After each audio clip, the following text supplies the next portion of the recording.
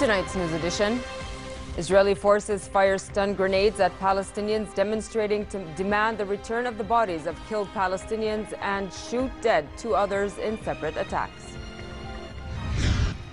A UN-sponsored deal to evacuate thousands of Daesh terrorists and other militants from rebel-held parts of Damascus has been delayed following the killing of a top rebel commander. And more than 100 homes burned down in a leading Australian tourist area in bushfires on Christmas Day, and the situation remains dangerous. Good evening and welcome to the news at 10. Israeli security officers dispersed a crowd of protesters using stun grenades demonstrating near Jerusalem's Old City to demand the return of the bodies of Palestinian people killed during the recent wave of violence. Protesters had created a human chain near the wall, holding pictures of the Palestinians whose bodies were being held by Israel. The group of demonstrators chanted, waved Palestinian flags, and held signs asking for the return of the bodies. In November, Israel's defense minister said Israel is refusing to return the bodies of Palestinians unless the Palestinian side agrees to keep their funerals modest. A sign held by an elderly protester whose son was killed in an attack read, "I want my son's body back. I want to hug him. I want to keep him warm."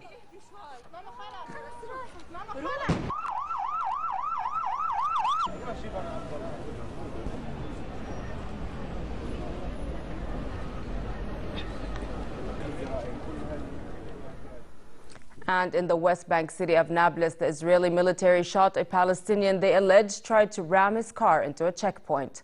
But a witness who was traveling in a car behind said a soldier inspecting the vehicle of 56-year-old Maher Halabi slipped when trying to move backwards, and another soldier fired 4 bullets at him. Halabi died after being taken to hospital. Meanwhile, hundreds of Palestinians attended the funeral of a Palestinian woman killed yesterday by Israeli police, again in what they claim was an attempt to ram her car. Another funeral was held for a man killed on the Gaza-Israel border. Here's more. Palestinians have laid to rest 2 of their own, killed by Israeli forces in separate incidents of Palestinian-Israeli violence.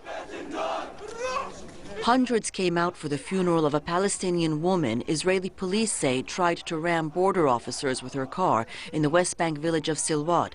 Police say the officers took cover and fired at her vehicle. In Gaza City, residents mourned a Palestinian shot dead at the border fence when Israeli troops opened fire. The Israeli military says a crowd of Palestinians were rioting at the fence and that soldiers shot at the main instigators to stop them from breaking through.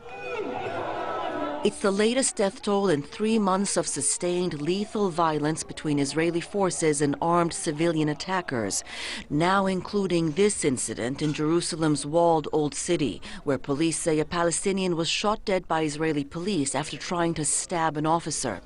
Over 145 people have been killed in the 3 months of heightened violence. The unrest started with a dispute over a Jerusalem holy site revered by both Palestinians and Jews, but it's been fueled by Palestinian frustration over Israel's nearly 50-year-long Palestinian occupation, and it's raising fears of an even wider escalation, a decade after the last Palestinian uprising subsided. A top Syrian rebel leader and head of the most powerful insurgent group in the eastern suburbs of Damascus was killed in a raid that targeted the group's headquarters. The death of 44-year-old Zahran Alloush, head of Jaish al-Islam, is a big blow to rebel control of the rural eastern suburban area of Damascus known as Al-Ghouta. The rebels said Alloush was killed while holding a meeting with other rebel leaders in the Marj area of Al-Ghouta, which has been the target of a major Syrian assault in the last few weeks. They said Russian planes fired at least 10 missiles at a secret headquarters of the group, the largest faction in the area, with about 15,000 to 20,000 fighters. But the Syrian army said Alloush was killed as a result of intelligence on the ground.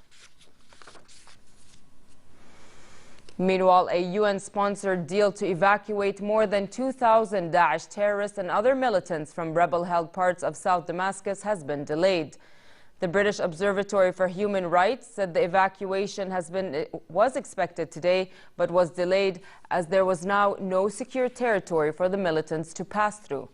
The deal fell through after Alouche, through whose territory the convoy was due to pass, was killed in an airstrike yesterday. Some 18 buses accompanied by UN vehicles and Syrian government personnel had arrived in southern Damascus yesterday to transfer the militants to safe passage. 1,000 more family members expected to leave the area of Hajar al-Aswad, Qadam, Asail, and parts of Yarmouk camp areas were all turned back. The Syrian Observatory for Human Rights described the deal as frozen. The evacuation was part of a ceasefire deal that came after 2 months of intense negotiations by Syria's government and militants. A U.S.-backed alliance of Syrian Kurds and other rebel groups backed by U.S. coalition planes captured a dam today from Daesh, cutting a main supply route of the terrorists across the Euphrates. Alliance spokesman Colonel Talal Selo said the seizure of the dam helps isolate the terrorist stronghold in northern Aleppo from their territories east of the Euphrates River, where Raqqa city is located.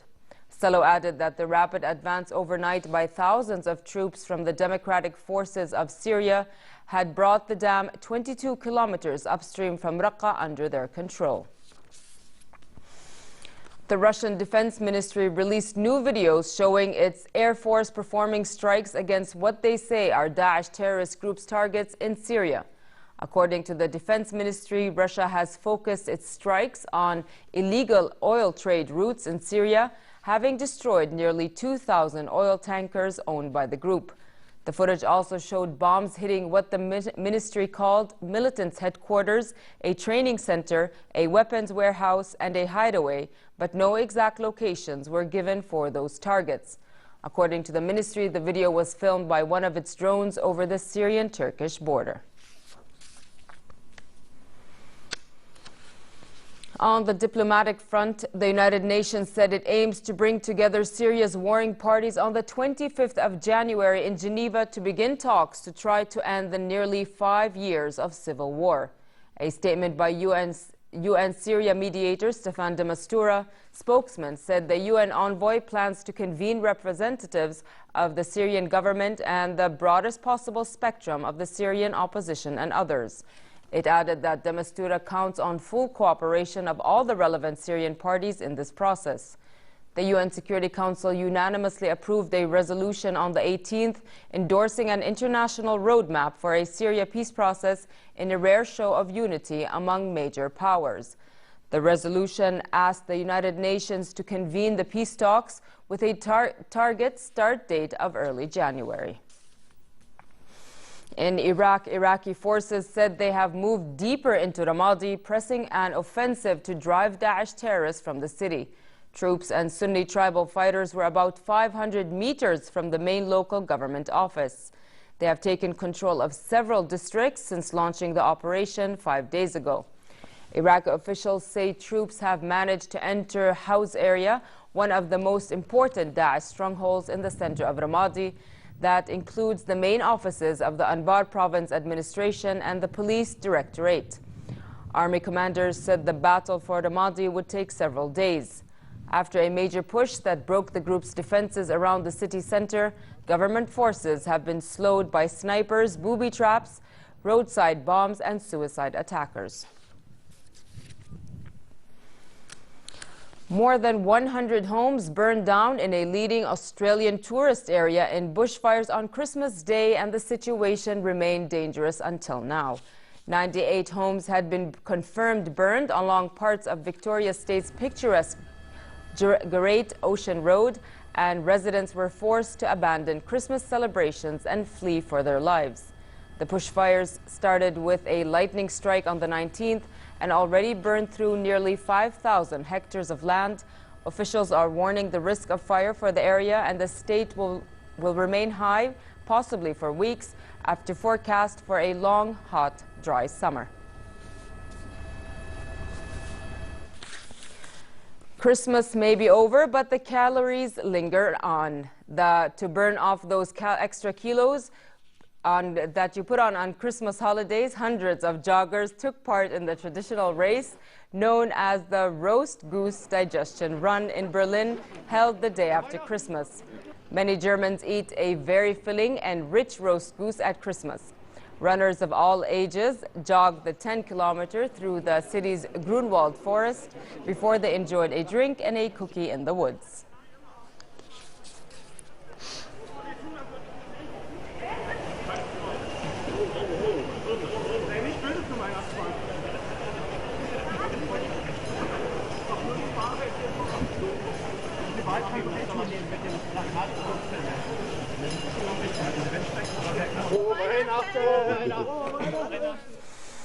In Germany, they burn calories with a run after Christmas, but in Britain, it's done with yet more shopping. The cold weather and the huge crowds did not stop shoppers from hitting the stores on London's iconic Oxford Street for the country's annual Boxing Day sales. Many were unable to enter the city's largest department stores due to the crowds, while the lucky ones queued inside to purchase their discount products. Large retailers launched sales offering big discounts on Boxing Day to try to entice domestic and foreign consumers to engage in a second wave of buying after Christmas. Local media reported that retailers are expecting a taking of up to $5 billion from an estimated 22 million shoppers across Britain. How long have you been here today? For like 1 hour. 1 hour? And what are you going to buy today? We're gonna look. We'll see. Yeah. I'm going to buy everything. Everything? He's going to pay.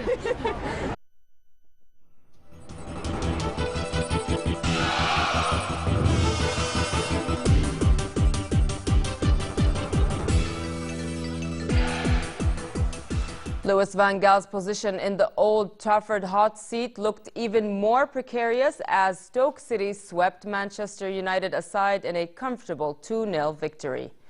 Goals from Stoke forward Bojan Kerkic and Marko Arnautovic punished United for a dreadful start, and although they improved in the second half, they could not repair the damage.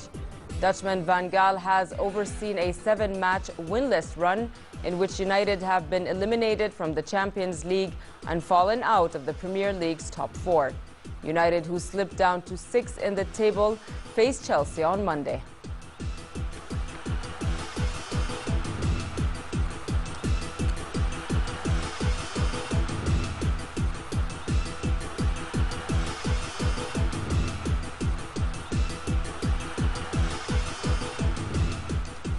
U.S. Supermaxi Comanche took an impressive early lead in the 2015 Sydney to Hobart yacht race, speeding down Australia's east coast with favourite Wild Oats seeking a 9th line honours victory, trailing in 2nd place. Under blustery skies, Wild Oats briefly took the lead, but Comanche quickly exploited the winds to lead out of Sydney Harbour. More than 100 yachts lined up for the start of Australia's premier blue water yacht race, now in its 71st year, including the first entrants from China. The leaders are expected to cross the finish line in Hobart, the capital of Australia's island state of Tasmania, on Monday.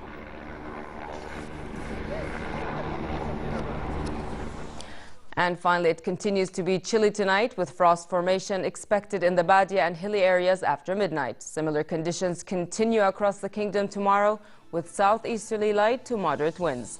The Gulf of Aqaba should expect fair weather tomorrow, with northerly moderate to brisk winds and slightly high seas. Next are the lows and highs for tonight and tomorrow.